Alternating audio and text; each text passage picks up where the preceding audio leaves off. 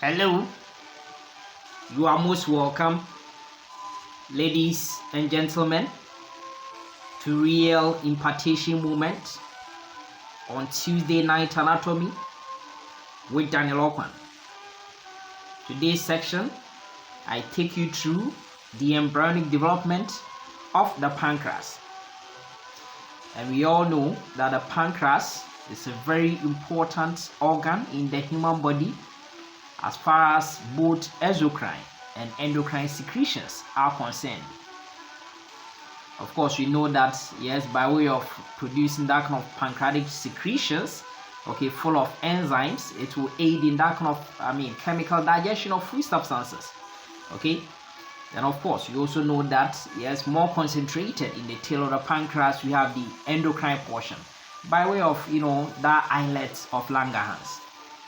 So it means that I will describe the pancreas as a heterogeneous, organ, so to speak, because having both endocrine and exocrine functions. But today, I'm more interested in looking at the developmental aspect of the pancreas. Now, the development is pretty simple. Yes, we just have to know something about what you call the foregut. Okay, you know that we have the gut tube, which is, endodermal in origin. Okay, having of course foregut, midgut and the hindgut, but some derivatives, okay, of what we call the foregut. Yes, not only the respiratory bud, not only the hepatic bud, but also the dorsal and the ventral pancreatic buds will also come from it.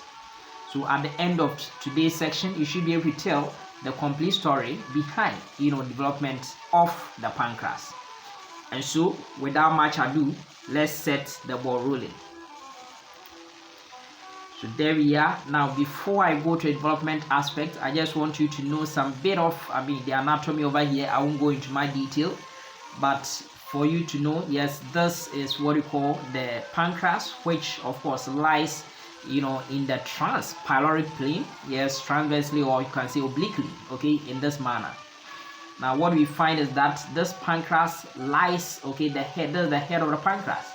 Now the head of the pancreas lies in a C-shaped concavity of the duodenum. Yes, mainly there's the second part of the duodenum. Okay, so that is what we see. Now one thing that we have to also know is that there are two major, two openings, okay, coming from the pancreas, which empties some product. Okay, now one of the openings, which is at the lower level, okay, at the level of the major duodenal papilla, okay, is through the major pancreatic duct. And one thing that we know is that the major pancreatic duct is also known as the duct of Wesson. That is the eponym. Okay, and then just above it we have the minor pancreatic duct, which also has an eponym, that is the duct of Santorini. Okay, so that is one thing that we know. Now moving away from the head, I go to the neck. So there will be a neck over here, and then beyond the neck I'll go to what we call the body, and then yes, the tail. Now my friends, one thing that you have to know about the pancreas is that the pancreas is a secondary retroperitoneal organ. Now those of you who have watched the various videos that I've done on the abdomen, yes, you understand all these terms that I'm talking about. Now my friends, is the exception over here is with the tail of the pancreas. The tail of the pancreas, because related to the hilum of the spleen, yes, it is the only portion which is intraperitoneal. Okay, so that is one thing I want you to know. Now, if you look at this elongated stripe, you can see that it is highly lobulated and it is yellowish, in nature. Now, some people may describe it as being, flat leaf shaped. Yes, that's one description. You may also say it is J-shaped, so to speak. Okay, and then some people may also say it is flat pear shaped, or some may even say it is fish shaped. Yes, whichever description you want to give it, that is the pancreas. Okay, now apart from the head, the neck, the body and the tail, there's another extension of the body, okay, over here, downwards over here, which you call it the uncinate process. My friends, this is the uncinate process. Okay, so that is one thing that we know.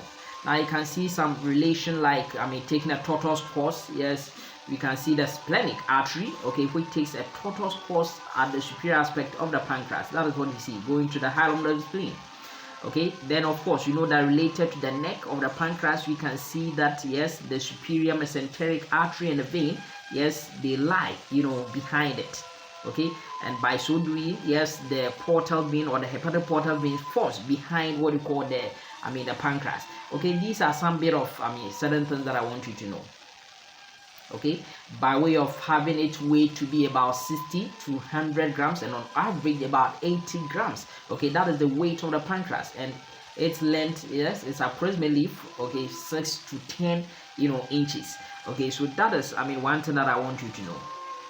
Now, one thing I want you to know about the development is that, yes, because it's coming from the gut tube, okay, coming from the foregut, it's an extension of the foregut tube only, then what will happen is that it's going to be endodermal.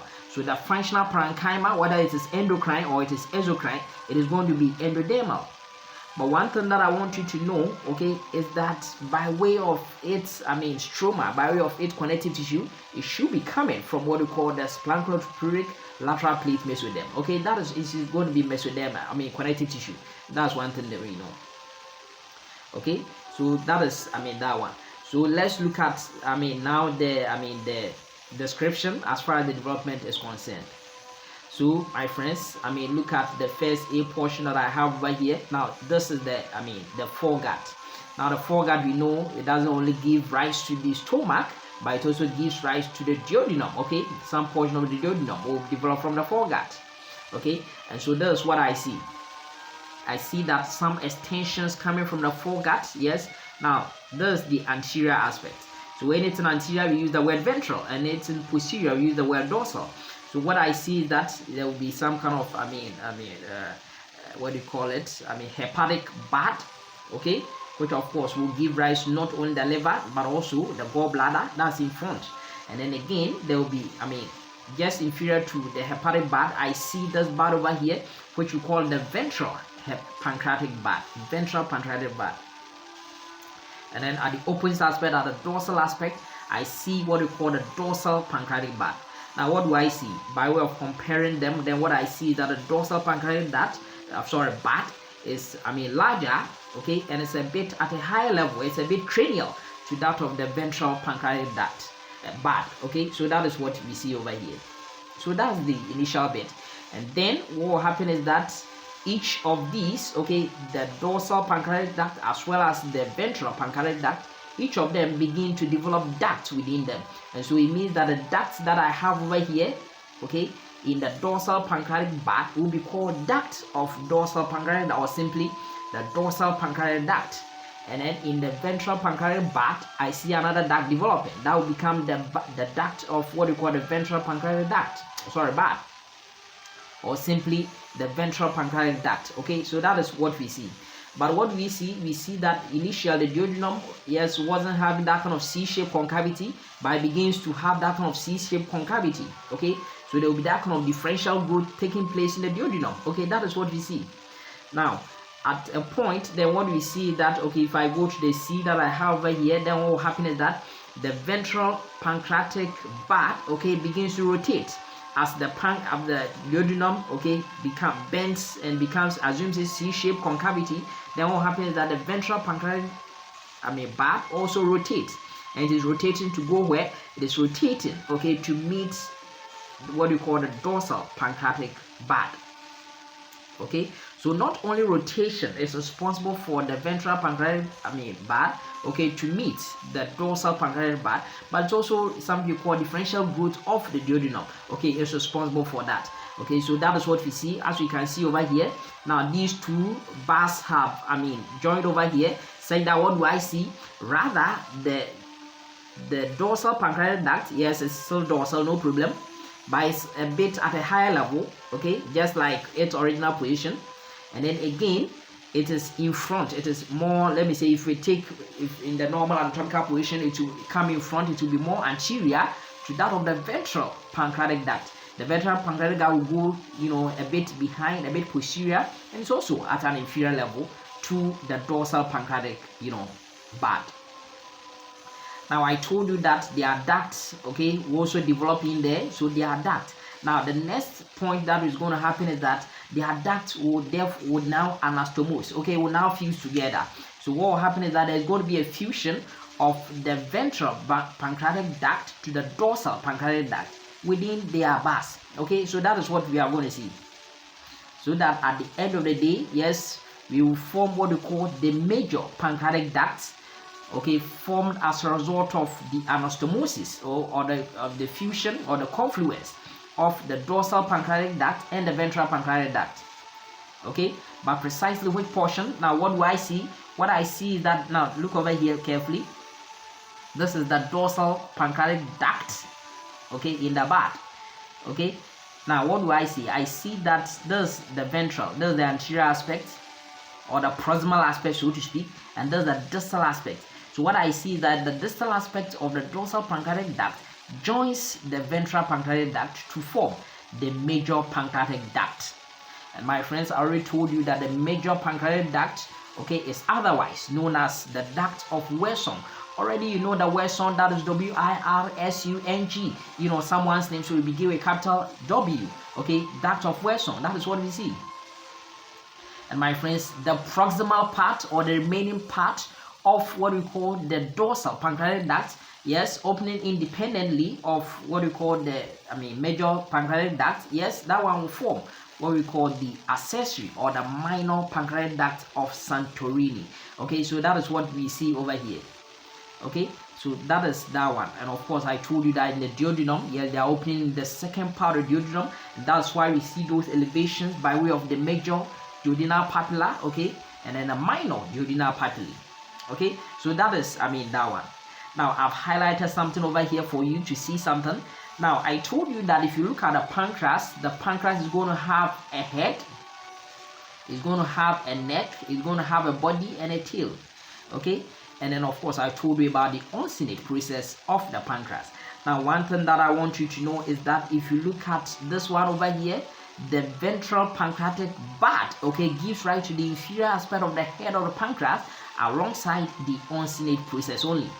Okay, so it means that just a minor portion of this pancreas, okay, is contributed by what you call the ventral pancreatic bud, because at the end of the day that one was smaller, okay, compared to that of the dorsal pancreatic bud. Now the remaining, okay, parenchyma of what you call the pancreas, okay, remaining part of the pancreas will be contributed by what you call the dorsal pancreatic bud, by way of, yes, talking about the upper aspect of the head of the pancreas, okay, talking about the neck, talking about the body, and of course the tail of the pancreas. They will all be contributed by the dorsal pancreatic bud. Okay, so that is one thing I want you to know. Okay, so that is pretty simple. Okay, so what have we seen? What we've seen is that, yes, we will have what we call ventral pancreatic bud, where it's smaller, okay, and at a lower level, to that of what we call the dorsal pancreatic bud, a bit at a higher level, and it's larger. Okay, and what we see, we said that at a point where this duodenum begins to, assume a C-shaped concavity, that differential growth, okay, will also cause the rotation of the ventral pancreatic bud, okay, to come and meet what we call the dorsal pancreatic duct dorsally. And one thing that we find is that the ventral pancreatic bud, yes, goes inferior, yes, like its normal position, and also, yes, it goes posterior to what we call the dorsal pancreatic bud. Yes, we said that there are ducts also developing there, so it means that the dorsal pancreatic duct will have a duct, okay, bud will have a duct known as the dorsal pancreatic duct, while of course the ventral pancreatic bud will have a duct known as the ventral pancreatic duct. Yes, and I told you that there is going to be that kind of anastomosis, there's going to be that connection between them, such that the ventral pancreatic duct, okay, will anastomose with the distal aspect of the dorsal pancreatic duct, so that we form the major pancreatic duct of Wirsung. Then the proximal part of what we call the dorsal pancreatic duct will lead to what we call the accessory or the minor pancreatic duct of Santorini. Okay, usually we find it in about 33% of the cases. We have that one there. Okay, now sometimes, yes, that is normally what we expect to see. Okay, this is what I've been talking about only. Yes, I told you, yes, this is what we call the distal aspect of the dorsal pancreatic duct joining with the duct, okay, of what we call the ventral pancreatic bud, so that at the end of the day we form the major pancreatic duct of Wirsung, yes, okay, opening with that of what we call the common bile duct, okay, at the level of the ampulla, of Vata, okay, the hepatopancreatic ampulla of Vata, which of course we know that it is surrounded by that kind of sphincter of OD, okay, that is what we see. Then of course the proximal part of the dorsal pancreatic duct, yes, opening independently, okay, at a higher level, which we call at the level of the minor duodenal papilla, okay, so that of course we call it, the duct minor or accessory pancreatic duct of Santorini, okay, that's what we see normally. But sometimes what we find is that, yes, these two ducts, by way of course, the ventral pancreatic duct, okay, and the distal aspect of the dorsal pancreatic duct may fail to anastomose, may fail to fuse. And failure of fusion, okay, so that, yes, we have the dorsal pancreatic duct, yes, opening alone, and then the ventral pancreatic duct opening alone. That is what we call the pancreatic division. Okay, so there's a disorder related to development of the pancreas by way of lack of fusion of these ducts. Okay, that is what we call pancreatic division. Okay, that is what we see over here. That is the commonest anomaly as far as development of the pancreas is concerned. But sometimes too, we may have something we call annular pancreas, which is quite rare. Okay, and what will happen is that usually that one is related to what we call stenosis. Okay, of what we call the pancreas, or if not stenosis, sometimes we call atresia, okay, of what we call the pancreas, of the duodenum, at this level, the second part of the duodenum, that's the descending part, okay, such that you have pancreatic tissue going around it either completely or incompletely, and that is what we call annular pancreas. So you don't have an elongated pancreas like this one, the tissue will be running around the second part of the duodenum, okay, that is what we call the stenosis, okay, of what we call the second part of the duodenum. Okay, so that is, that one, that's another disorder, but that's quite rare. But I'm talking about, the commonest disorder as far as the development of the pancreas is concerned. Yes, go with pancreatic division. All right, I hope you find this meeting helpful. I'm very grateful for your time this evening. Have a good night, all of you, and may the good Lord richly bless you. Amen.